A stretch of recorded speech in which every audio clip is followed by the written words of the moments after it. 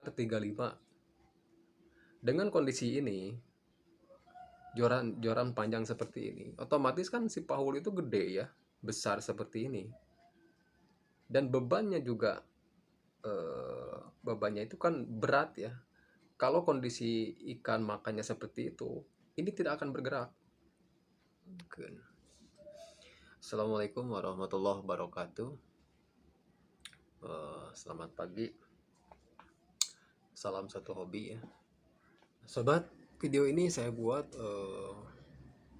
untuk pemula ya. Pemula ataupun yang mau mancing awal-awal ke saguling. Jadi kita sharing ya. Kita sharing.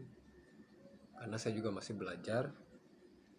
Kalau untuk suhu yang senior ya mohon maaf, mungkin pengalamannya lebih jauh ya. Triknya juga udah tahu harusnya seperti apa, spotnya yang bagus itu di mana gitu kan, punya lapak masing-masing yang memang tahu ikannya itu ada di mana. Sobat mancing semua, pagi ini saya tidak mancing ya, kita ngobrol-ngobrol masalah, sharing sedikit masalah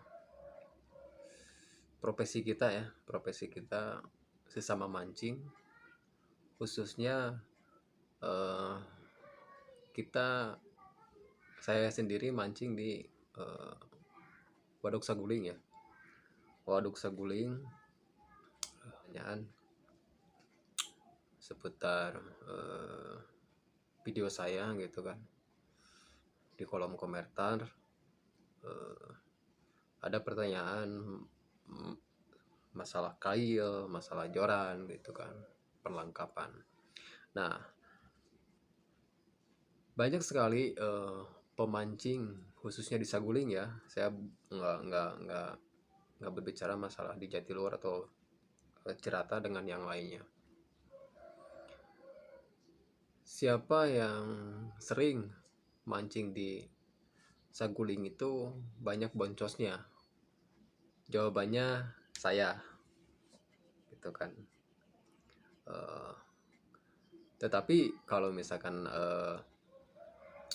golonos massal itu juga banyak gitu kan. Nah, setelah itu saya pelajari gitu kan. Setelah itu saya pelajari kenapa sih setiap mancing ke saguling itu sangat susah didapat gitu kan ikannya. Karena banyak beberapa faktor ya. Banyak beberapa faktor. Yang pertama, spotnya memang ada yang kumpul ikannya, ada yang enggak. Kemudian juga trik mancingnya seperti apa, saya pelajari terus. Nah,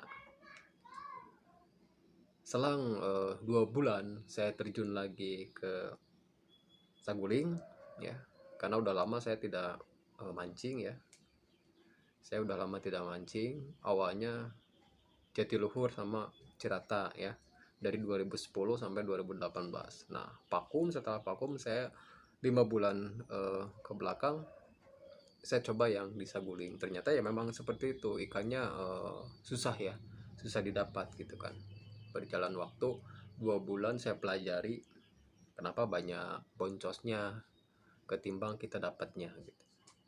Mungkin juga rekan-rekan sekalian mengalami hal yang sama gitu kan seperti saya. Nah, setelah kita pelajari ikan ya, ikan nila khususnya, kita kan sasarannya nila nih gitu kan. Ikan nila yang ada di saguling itu jauh berbeda dengan ikan nila yang ada di Cirata atau Jatiluhur ya. Ikan yang tersebut sangat jauh berbeda. Pertama, kondisi spot yang ada di saguling ya itu tidak sama. Kalau di Cirata, manapun kita mancing, spotnya ikan pasti ada gitu kan. Kalaupun tidak bergerombol itu pasti ada gitu kan. Tidak terlalu jong lah. Yang kedua, di Cirata sama Jatiluhur itu cara makan ikan ya, cara makan ikan itu bisa dibilang galak lah atau rakus ya. Apapun itu umpannya, saya yakin ya, menurut saya pengalaman dulu gitu kan. Kurang tahu sih sekarang ya seperti apa kondisinya, karena sudah lama tidak ke sana. Sangat rakus gitu. Dan cara menyambar si umpannya itu jauh berbeda dengan waduk saguling gitu kan ikannya. Nah, setelah saya pelajari berjalan 2 bulan, nah kemudian ada inisiatif lah, ada inisiatif dengan kondisi ikan ya, kondisi ikan cara makannya seperti itu ya, saya pelajari gitu kan, saya pelajari kemudian mendapatlah 3 kriteria yang memang sudah saya buktikan gitu. Saya sudah buktikan gitu dengan kondisi ikan seperti itu ya. Coba deh kita lihat dulu ya, lihat dulu cuplikan joran saya ketika ikan menyambar ya. Kita saksikan aja dulu.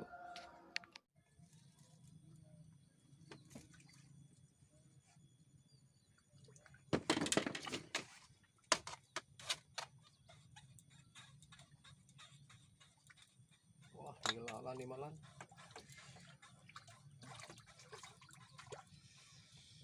Alhamdulillah, guys. Nah, sobat, kita perhatikan nih joran yang ada panah. Ini masih terlihat ya.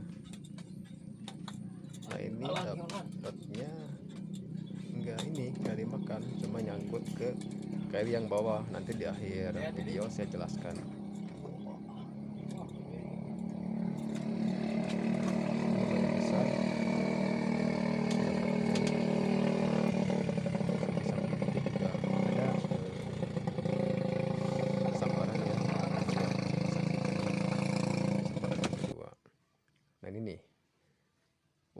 Kita perhatikan ujung joran itu cuma turun sedikit gitu, turun sedikit. Nah, lihat tuh, nyaris tidak terlihat sebenarnya. Makanya kita feeling harus kuat ya. Beberapa kali joran hanya bergerak sedikit saja. Tuh. Dan pengalaman saya, kalau misalkan dibiarkan ya, udah beberapa kali nih bergerak turun ke bawah seperti ini, kita biarkan saja, nanti si joran itu akan kembali ke atas lagi gitu kan, dan tidak ada sambaran lagi, karena makannya itu ya memang betul-betul sedikit.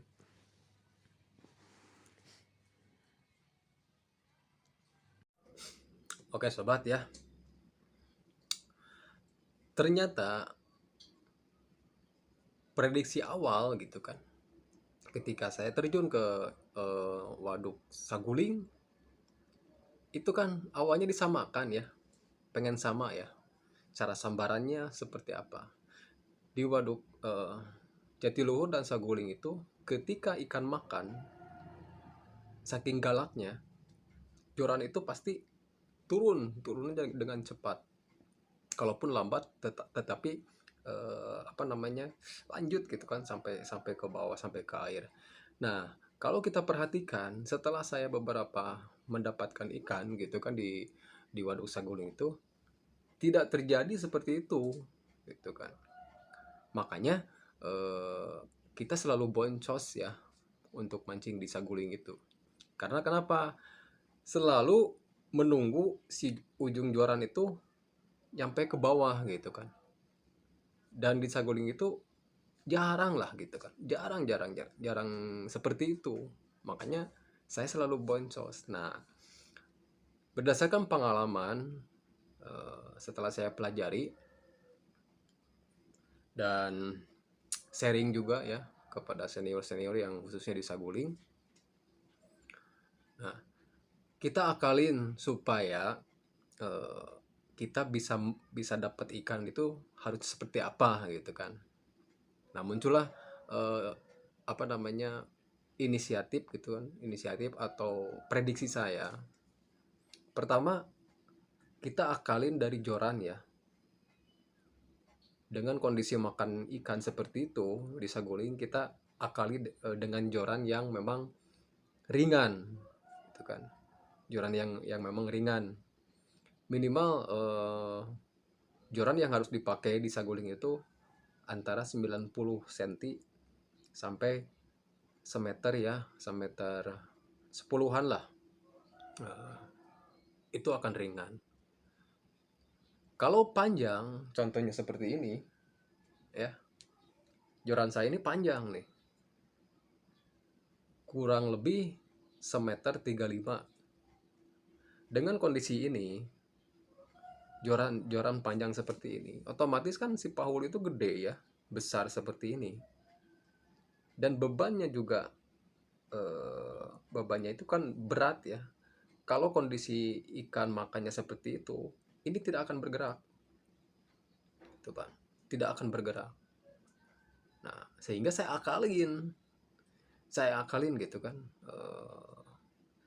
Berhubung belum bisa kebeli joran yang baru ya, yang lebih pendek lagi. Nah, saya coba dulu ini akalin pakai joran yang ini ya, yang semeter 35 ini.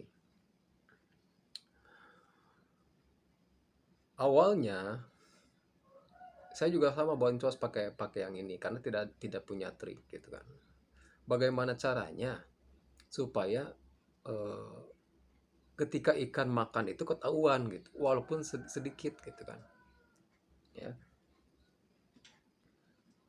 Jadi kan kita bisa ketahui nih dari video yang cuplikan tadi, ikan itu hanya ujung joran itu hanya turun 1 sampai 2 cm, tidak pernah sampai turun ke bawah. Itu pas kita tarik, ternyata ikannya ada. Dan pengalaman, ikan besar ataupun ikan kecil gitu kan sama, cara cara makannya itu seperti itu. Setelah kemudian dipelajari, ternyata ikannya itu makannya hanya sedikit ya, sedikit, ditariknya pun sedikit, dan dirasakan ketika ikan sudah merasakan umpannya itu ada duri ya, duri dalam arti ada kail, itu akan disemburkan gitu kan. Kalau di saguling seperti itu, beda dengan cirata langsung ditarik kan, apalagi ikannya yang benar-benar lapar. Nah, pengalaman seperti itu, pertama kita akalin dengan joran. Joran harus ringan gitu kan, supaya benar-benar ketahuan. Nah, yang kedua saya pelajari lagi masalah timbangan ya, timbangan atau standar dudukan joran. Kalau ininya panjang dan gede gitu kan, pahuannya besar, awal-awal saya terjun ke saguling itu pakai pion yang seperti ini ya, cagak 2 gini kan. Nah, kita taruh nih seperti ini. Berdasarkan pengalaman, dengan sedikitnya makan ikan tersebut, ini tidak goyang. Kenapa? Karena ini berat bertumpu ke dalam ini ya. Nah, sehingga ini terjepit sama pion, ini terjepit gitu kan. Nggak kelihatan. Kalaupun ada, hanya sedikit saja, yang seperti tadi gitu kan videonya. Nah, saya ganti coba dengan sensitif ya, dengan sensitif. Saya beli ini sensitif, pakai yang ini, akurat, memang benar-benar akurat. Tetapi ada kelemahannya juga. Terjadi hujan, itu joran akan turun karena berat sama air ya, dan itu tidak bisa disetel lagi karena ini kan dipaten biasanya pakai ripet atau di lem ya, sehingga tidak bisa diseimbangkan lagi kalau ketika hujan turun. Nah, yang kedua itu ya masalah dudukan joran atau timbangan, sehingga saya mencoba bikinlah seperti ini karena banyak juga yang pakai seperti ini, khususnya yang di waduk saguling gitu kan. Saya bikin seperti ini, tutorial videonya kemarin saya udah upload ya, seminggu ke belakang. Saya coba dan alhamdulillah berhasil gitu kan, berhasil dari tingkat sensitifnya ini sensitif karena ininya tidak terlalu terjepit ya, tidak terlalu terjepit. Dan kalaupun ada angin yang besar, ini tidak goyang. Dua, itu saya sudah coba. Nah, yang ketiga, faktor yang menunjang kita supaya tidak boncos ya mancing di saguling, ini masalah kail ya,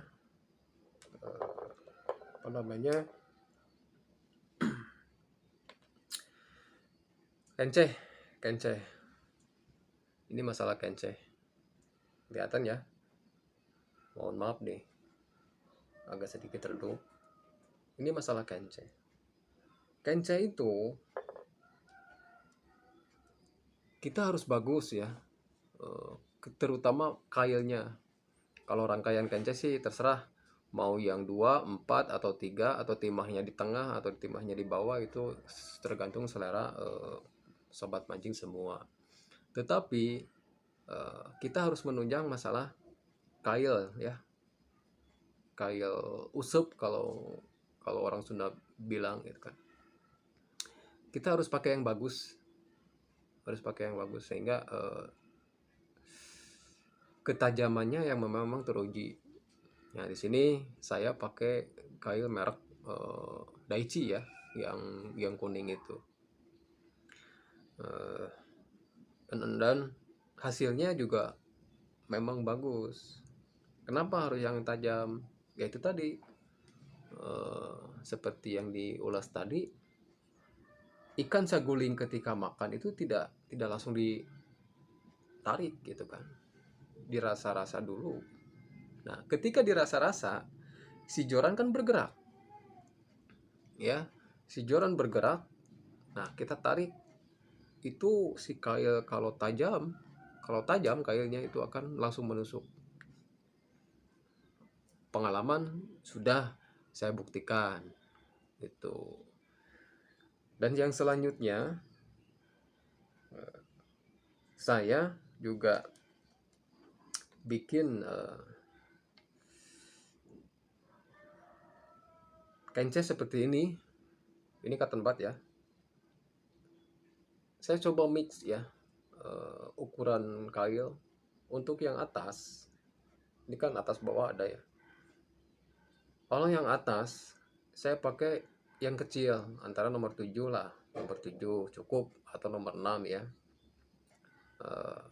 Nah, yang bawah kita pakai yang lebih besar, entah itu 9 atau 10 atau 11 bisa lah gitu kan. Untuk apa fungsinya? Ketika ini gagal, makan yang kenceh yang atas gagal, ikan itu apalagi ikan besar ya, gagal mocel, tetapi kan ada pergerakan si joran ketika kita tarik.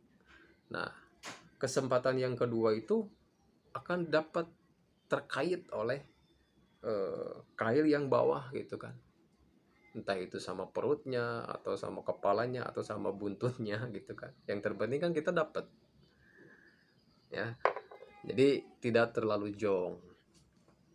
Jadi kita harus benar-benar mempelajari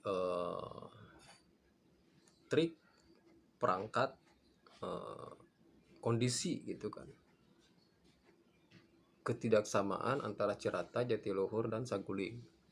supaya kita ada hasil, walaupun dapat 2 dapat 3 gitu kan. Karena di saguling itu dapat 5 sampai 10 itu udah juara ya, udah juara gitu kan.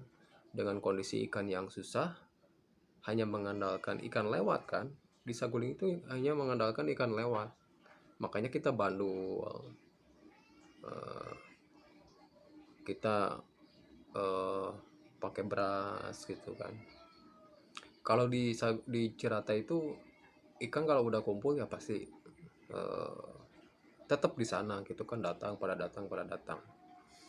Hanya di kalau misalkan di Saguling tidak seperti itu. Kalaupun kita bandul nih, ikan hanya kumpul mungkin beberapa ekor, ataupun tidak bisa bertahan lama, 1 jam 2 jam itu udah hilang lagi gitu kan.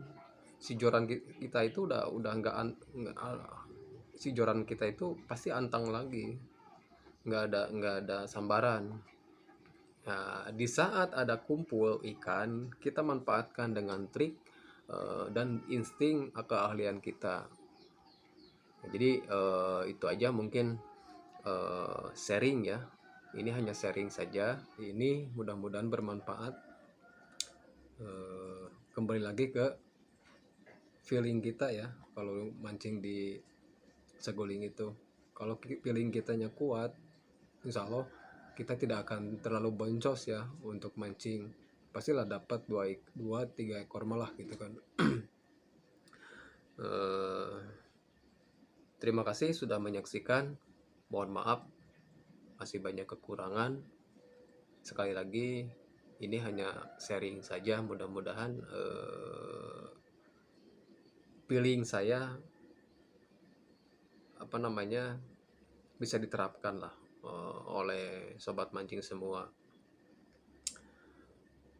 Tolong dukung channel Mancing Gua ini dengan menekan tombol subscribe, like, komen, kemudian di share ya. Mudah-mudahan menjadi amal ibadah buat sobat mancing semua. Tetap lestarikan waduk dimanapun itu dengan kita menjaga kebersihan ya, kebersihannya.